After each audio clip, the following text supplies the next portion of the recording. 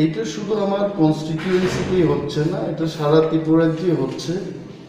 এবং একটা জিনিস আমাদের জানা উচিত, সবার জানা উচিত, বিজেপি, ত্রিপুরামথা, সিপিএম, কংগ্রেস, আপামর ত্রিপুরার মানুষের এটা জানা উচিত যে এডিসির মেয়াদ যখন শেষ হয়, রাধাচরণ বাবুর নেতৃত্বাধীন এডিসি প্রশাসনের মেয়াদ শেষে বিজেপি এবং আইপিএফটির রাজ্য সরকার সেখানে জি.কে. রাওকে অ্যাডমিনিস্ট্রেটর হিসেবে নিয়োগ করেছে এবং এডিসির যিনি অ্যাডমিনিস্ট্রেটর, উনি এডিসির অ্যাডমিনিস্ট্রেটর কিন্তু জি.কে. রাও। ভিলেজ কমিটির যখন মেয়াদ শেষ হয়ে যায়, উনিও কিন্তু ভিলেজ কমিটিগুলোতে অ্যাডমিনিস্ট্রেটর নিয়োগ করেছে। তো এইখানে কি হচ্ছে যে অ্যাডমিনিস্ট্রেটর দিয়ে কাজ চালানো হচ্ছে। তো যখন এডিসির ইলেকশনটা গেল, ত্রিপুরামথা ক্ষমতায় আসার পর এখন তো সেখানে অ্যাডমিনিস্ট্রেটর থাকার কথা না। সো লজিক্যালি কি হচ্ছে, যখন একটা প্রশাসন চলে আসছে নতুন এবং তার দখলেই ভিলেজ কমিটিগুলো যাওয়া উচিত, উনি সেটা চালাবে।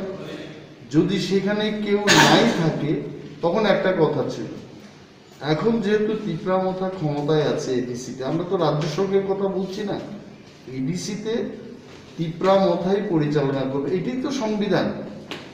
এবং 163 নম্বরের ডি উপধারায় যেটা লেখা আছে যে এখানে আমরা কমিটি করতে পারি, সিএম কমিটি করতে পারে, এই ক্ষমতা বলে আমরা ভিলেজ ডেভেলপমেন্ট কমিটি বা মনিটরিং কমিটি আমরা গঠন করেছি। এবং সেখানে কোনো ধরনের বিভ্রান্তি হওয়ার কোনো কারণ নেই।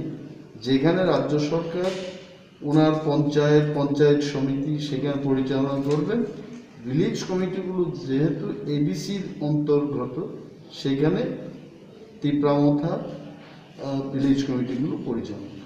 এখানে কি বিভ্রান্তির কী আছে? আশাপূর্ণ রোয়াজা ভিলেজ কমিটিতে যাব, বিভিন্ন সরকারি কাজকর্মের খবর নেব। তো এখানে ভাবলাম যে যারা আশেপাশে যারা আছে আমাদের কর্মীরা, সাব জোনাল ডেভেলপমেন্ট অফিসার এসে গেছেন ইতিমধ্যেই, জোনাল ডেভেলপমেন্ট অফিসার এসে গেছেন, ওনাদের সাথে আলোচনা করব। এটা কোনো সাংগঠনিক বৈঠক, সরকারি কাজকর্ম দেখার জন্য এসেছি।